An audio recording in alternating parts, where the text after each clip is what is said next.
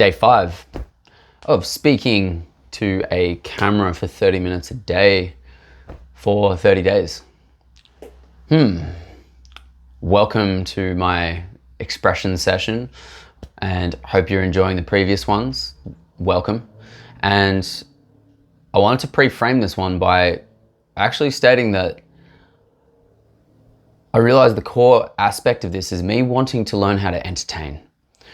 And whilst I am practicing being in front of a camera, it's about actually whoever's listening. It's about you guys. And it's about me speaking to you and addressing you as if every single video that I'm creating is actually for you. Previously, it's been for me, and I've been doing it for me as an outlet. And that disregards you, the audience, of actually being a part of this. Because what's the point in speaking if nobody's listening? Now, this is coming into a deeper topic here. I work on the voice as one of my one of my main things that I focus on is the voice.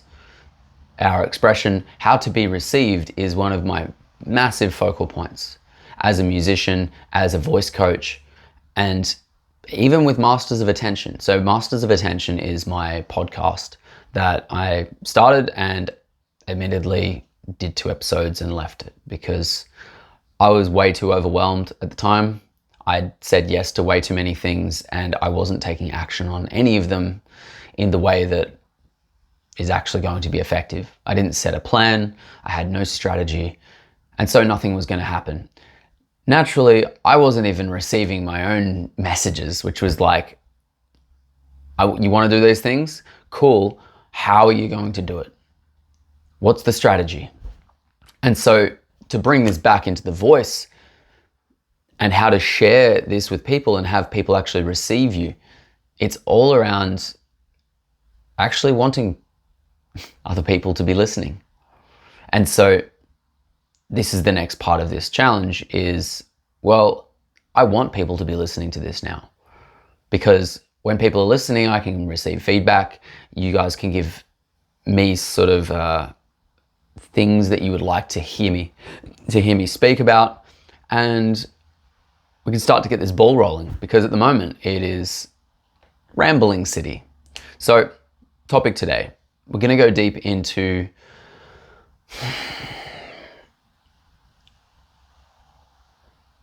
the core of the voice and what communication actually means. Now, on the surface, communication appears often as how to speak, how to listen. And yes, this is true. To what depth do you actually understand it?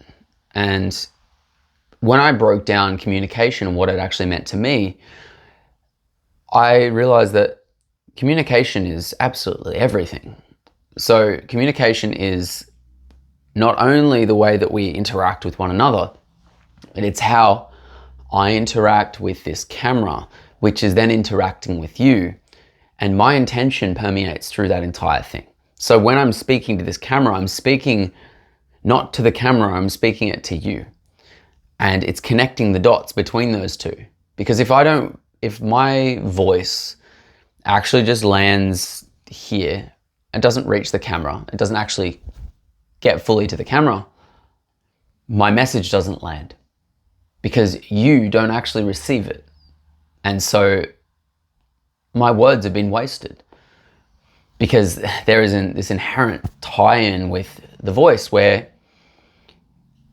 our intention and our actual desire for other people to receive what we're saying has to be greater than our desire to be right about the thing. So this is where we go into, okay, well, sure enough, if I was to connect my voice from here to the phone, your phone, and then to you, and you receive it, you watch it, you hear it, and it becomes engaging, right? So you've got movement, I've got my hands moving, there's my voice that's moving around, and it's being ideally entertaining, and this is something that I'm working on, so telling stories and being engaging in that way, and engaging in a way that's authentic to me. Because, well, what's the point in being entertaining if we're not being ourselves and we're not enjoying what we're actually doing? So this is part of me practicing the art of it so that I can get into the nitty-gritty and learn how to actually transfer this energy. Because, well, it's my life's work, so now is the time to improve. These dots that are connected, okay? So I want you to imagine that you've got, well, in this case, my voice, okay? My voice is speaking to the camera, and then it's speaking to your camera, which is going over a Wi-Fi signal. It gets to your camera, then you see it, and you go, okay, cool. I really like that. What else is being ignored here? There's more components to it. So let's say it's not just the phone. It's actually going through the camera. It's going through a bunch of wires and a bunch of different chips and like processors and graphics cards and RAM and all of that stuff. Then it gets compiled into an image. Then it gets sent via the internet, and it gets spread out into absolutely nothing and everything at the same time. And then it lands back in all those pieces and lands into your phone and recompiles that same image. And so then your phone translates that and runs it through all the chips and all of the stuff, and then it shows up on your screen as a video. And on that video, you've got sound, you've got all those components, and then you can receive it through your own input. Now, there's complexities within this. We don't need to really be thinking about all of this at every step of the way. However, what is required to be noted here is that for our intention to permeate through that, it can permeate through any technology, through any medium. Your intention of what you're doing can pierce through AI. So this is another thing that I've been going into. It can go through AI, it can go through your phone. The intention can go through a letter, it can go through a song, it can go through just through the air. This is the nature of empathic or telepathic messaging. It's not necessarily at the core about actually sending a word. We can send intentions, and people feel those intentions. And so the intention that I'm sending through this right now is that of, well, shared understanding, a shared humility, because, well, I'm here to practice. That's the humility piece. And ideally working on my range in my voice, feeling comfortable being on here, feeling comfortable going into elaborate explanations, and being able to compile them in a way that makes sense. Because, well, what's the point in explaining something complicated if no one understands it? I may understand it in a complex way, doesn't mean that you will understand it in that same way as I do. Same way as if you explain something to me, and you would have all had the experience of someone trying to explain something to you and it just goes way over your head. And you go, well, that was a waste of time. Whatever he just said was nonsense. I'm not smart enough. And that's the thing that I've been confronted with, is that if someone's talking in this type of tone where they don't quite understand it well enough and they're not willing to break it down into simple steps, well, I just tune out. And this is what happens with most people. We tune out when something seems like it's well over our heads, because you go, well, I'm not going to understand that. So I'm not a computer whiz, or I don't understand these complex problems. Now, something that Alex Hormozi does very, very well is he breaks down all of these components into such small, deliberate steps that almost anyone can understand. And so when you receive this, you go, oh, the example he uses. If someone were to tell you how to, I'm going to do my own example based off the type of example he gave. If the instruction you were given is send an email, Okay, so to someone who's sent an email before, they go, no worries, I'll type out the email and send it to you. But for the person who doesn't know how to send an email, they're gonna go, I don't know what that is. I don't even know what an email is. How do you define an email? And so that same instruction has two completely different outcomes. And so within that is the person who was transferring the information, who was saying send the email, if they realized who they were speaking to and realized that, well, one person didn't know how to actually send an email, the other person did. So they're going to have two wildly different results. Whereas if you break it down and say, okay, in order to send an email, what's required? Okay, do you have an email address? Well, and if they go, no, I don't have an email address.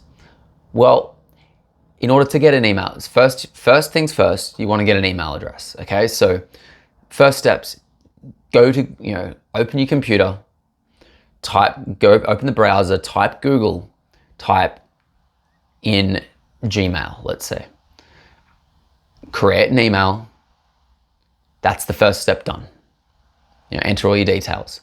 The next step is going into the email inbox and clicking new message, and then typing in the email address, this email address here that we're sending the email to, type it there, and then you're going to write the email that we talked about writing. So then they write the email out, then they click send, and those instructions to someone who doesn't know how to send an email all of a sudden becomes simple because they can see all the steps.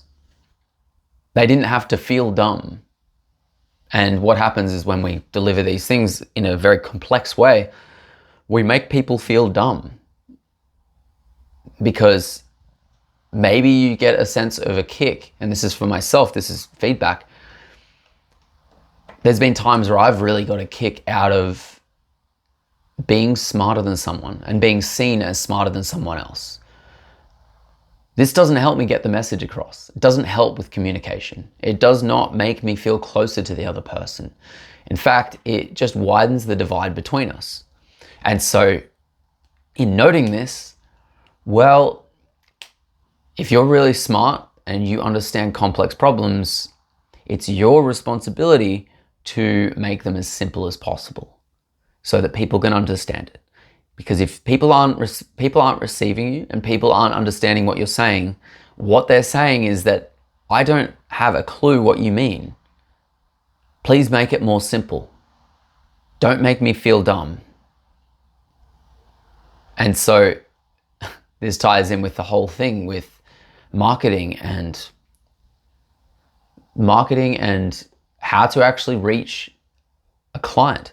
This has been a challenge of mine that I've been working on. And realizing that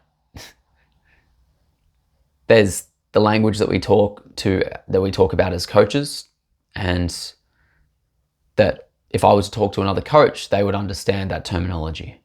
Whatever the terminology was, whatever the explanation was, whatever the level of awareness was, I can speak to another coach and most likely they'll understand.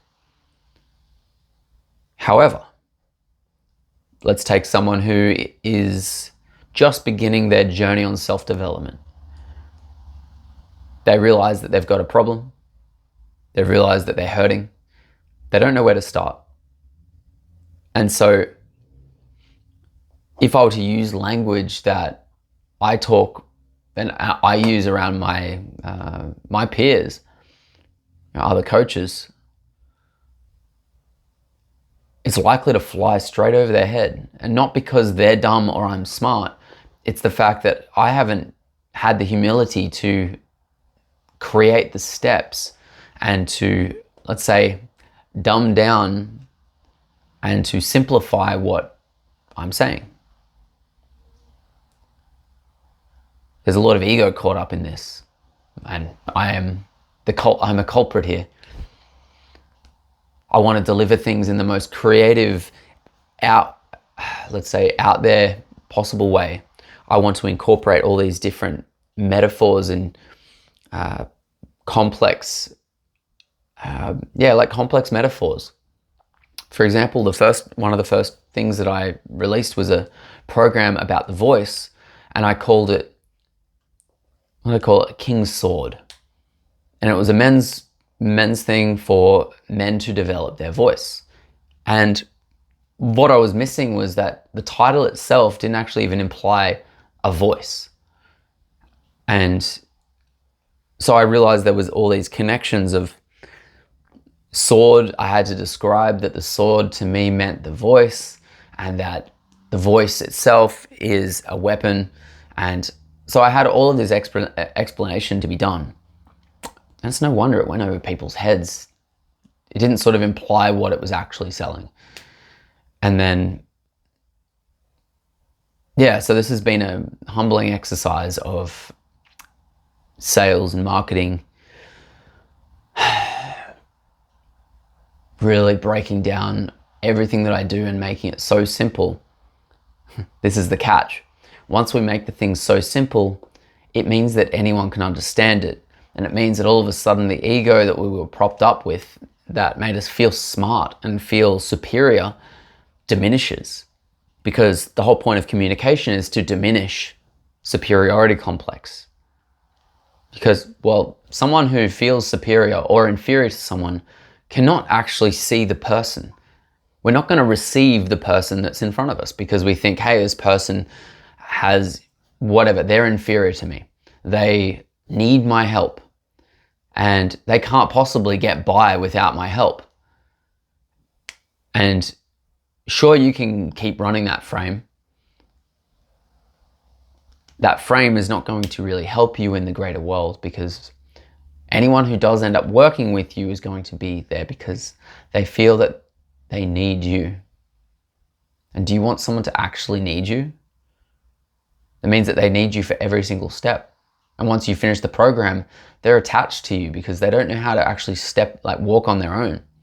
Now, this may seem like a good business choice, and I've definitely entertained this because I was like, well, I guess that's the business model, right? We want people to rely on us for the rest of their lives.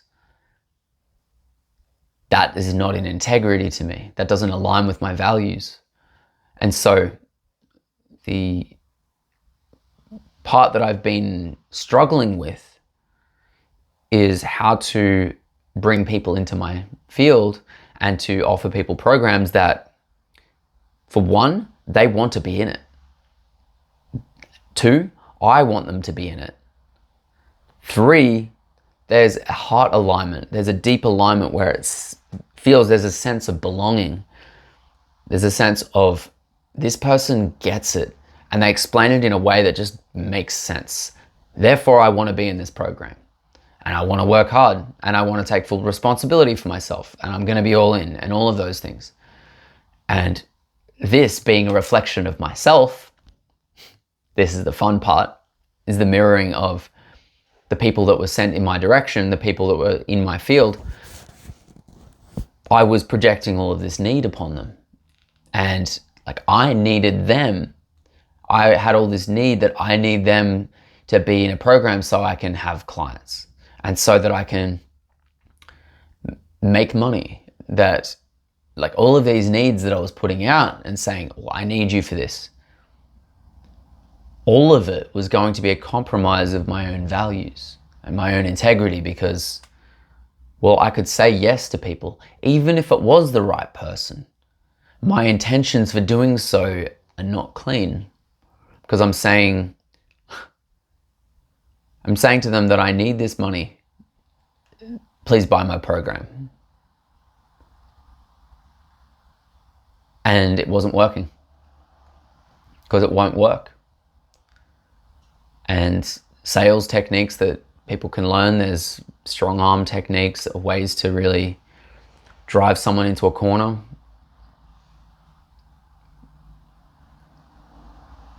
And they don't feel right in my body at this point. However, there is a point of ruthlessness that I've learned is important, which is really going, hey, putting someone in their place and going, being real with them. Being like, look, what's the problem here? Are you going to change this? And really, there's ways to really drive it in too. that I've been learning. So and ultimately the choice is going to be made in the heart. And I say this as a thing that has been playing out over the last year. I went through a breakup, and since that breakup, I spent almost every single day in my heart. And I say that, I would have missed some days. The practice myself was to feel my heart, was to be aware of it, to be aware of its movements. And this meant when I would end up in a sales room or an event and someone would put up an offer, I will listen into my heart. I will feel it.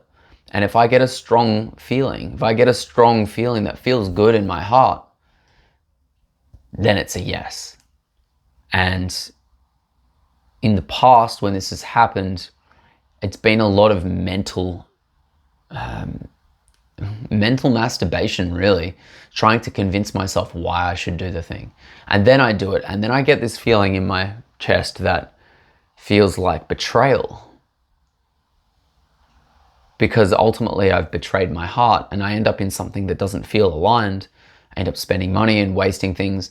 Then the harsh lesson of actually taking responsibility for that choice. Because then the next thing that I traverse through, which is blaming the person who sold me into the program.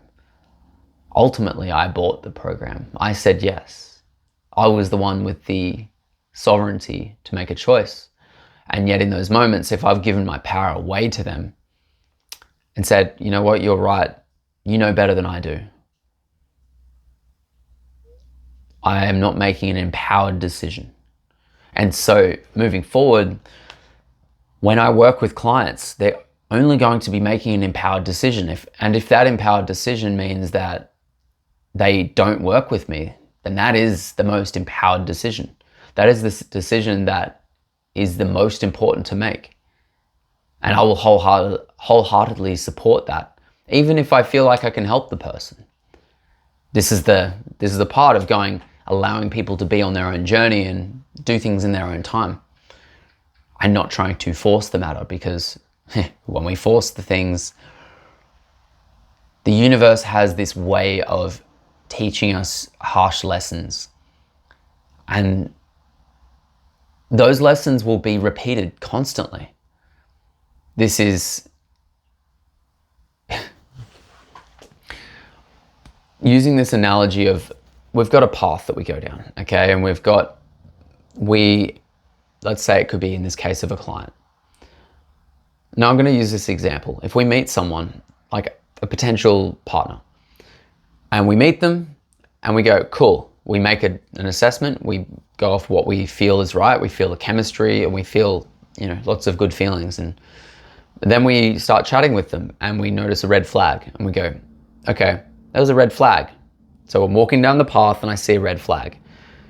Every single time I see a red flag, the road splits. And the road splits in two different ways. And it goes, well, you follow the red flag, or you can go off and move away from this and get out of the relating dynamic. And we keep following the red flags. Then we get to the very end to where because there was a red flag that wasn't addressed, then that relationship is quite often doomed to failure. Because those red flags, if they're actually addressed properly, maybe they can be worked through, and maybe there can be a resolution worked out with them, and that's part of communication. But if those red flags are ignored, we keep going down this path, and then we get to 6 months, a year, 2 years, 5 years, 10 years down the track, and we've been following this red flag path. The hardest thing to come to terms with is the fact that at the very beginning of the path, we encountered that red flag and we didn't address it. We learn the lesson at the very end of the path, because ultimately our intelligence, our communicative intelligence, was quite low. And let's say our integrity to values have been quite low. And I speak for myself here. It's not pointing the finger. I'll point the finger at myself. Because when we get to the end of that path and we end the relationship, we look back at all the red flags and go, well, I knew it right in the beginning. And so whilst I knew it in the beginning, why did I keep doing it? It's because this definition of intelligence, actually back to another Hormozy thing, said intelligence is based off one's ability to actually learn after making a mistake. Let's say after we notice a thing, how quickly do we learn it? And for some of us, it can take years to understand the red flags in a relationship. Even when we see them, even when we note them, we can write in a journal about it. Hey, this person smells really bad. And it may seem trivial, and yet if that person that smells bad, like, we're very smell-oriented beings. If something smells bad, it smells bad to us. It doesn't matter whether that person inherently smells bad. It's not an attack on them. It's about whether you like that smell. You're going to be interacting with this person, being intimate with them. So the smell is really important. And so, like, to complain about it at the end is like, well, okay, what's the self-responsibility here? The self-responsibility is going, okay, next time I see that red flag, I'm going to note it, and I'm either going to bring it up or I'm going to walk away. There's not really much of a middle ground, because if I bring it up and I mention it to the person, why am I mentioning it to the person? Is it because I want to change them? Maybe they eat certain foods. Maybe they eat curry all the time and you're repulsed by the smell of curry. Then if that person loves curry, are you going to change them? Because if you bring up the fact that they have a curry smell and say, well, like, I like everything about you except for this curry smell, that's a red flag. That's not going to improve. And if that person stops eating curry, do you want to actually be with someone that is going to stop something just to serve you when it's the thing that they love most in the world? So that's the lesson. That's the big lesson here, is how quickly do we note these things? And I've been fairly slow in the past. And one of my big key things was actually holding back my own expression in relationship, and not bringing up those red flags, not addressing things when something felt wrong in my body, and I would leave it and not speak about it for months because I was afraid of rocking the boat. And because I thought, you know what, if I'm just quiet about this, I would rather stay in the relationship. I would rather in a scenario where, I can maintain intimacy and all of these things that come from not rocking the boat. And yet in those moments, both of us, both people in the scenario know that something's off. And by choosing not to do it is to be essentially irresponsible. And so the challenge being, can we speak about the thing when it's alive? And can we do it from a place that isn't attacking the person or trying to change them? Coming back to the core of communication here is, if we want someone to receive our message, if we come out with guns blazing, it's not going to be received. It may strike some sore points, and it may end up with that person kind of going, well, fuck you, or that maybe they realize some stuff. But is the cost of it really worth it? Because I know this for absolute fact, that when I have come to know people, when I start to understand who they are and I start to create that trust, if someone says to me, hey, can I be honest with you and give you honest feedback? Or if I were to do the same and say, hey, can I give you honest feedback? Because we've developed the trust, then I ask permission to do it, then I can give the full onslaught. And I say the full onslaught because it's out of love. I can really you can go all into it. And especially because that person's like, cool, give it to me. You know, tell me where I'm fucking up. And this is the magic with coaching, is that with this trust built up, we can then highlight things to people that they cannot see, and then reflect it back on ourselves and go, you know what? How can I improve myself?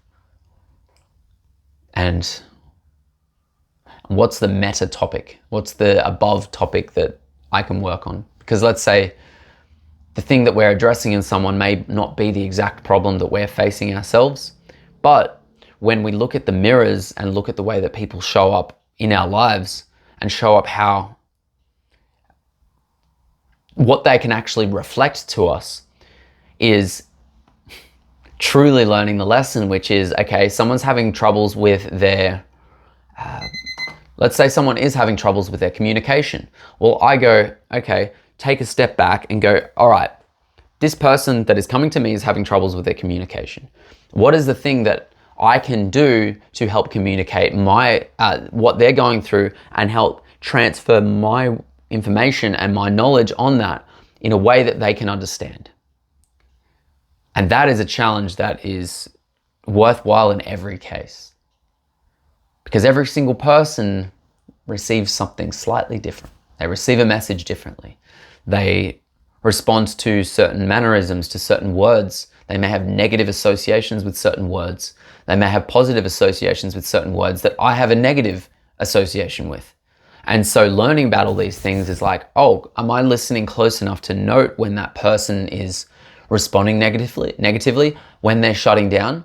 Because if I'm speaking with someone and they're shutting down, then that's not an ideal circumstance. I could picture it as me winning, and that doesn't actually get anywhere. That doesn't achieve anything. All that does is further the separation and create more of a war. So I hope you've enjoyed my rant today. This has been day 5 of 30, and I'm looking forward to doing more of them. I have a lot more events and things that I'll be doing over this month, and imagine time is going to become a little bit more scarce. And so these videos are becoming more potent because, well, there's no time to waste, and it's simply going, hey, this is the time to do it. This is something of a practicing of my strategy. How little thought can I put into something? And this is to say, put in prep work, but not be thinking about it all day and not procrastinating on doing it. So yeah, this is going to be fun. 25 more days of this. Have a fantastic evening wherever you are in the world, and we'll speak soon.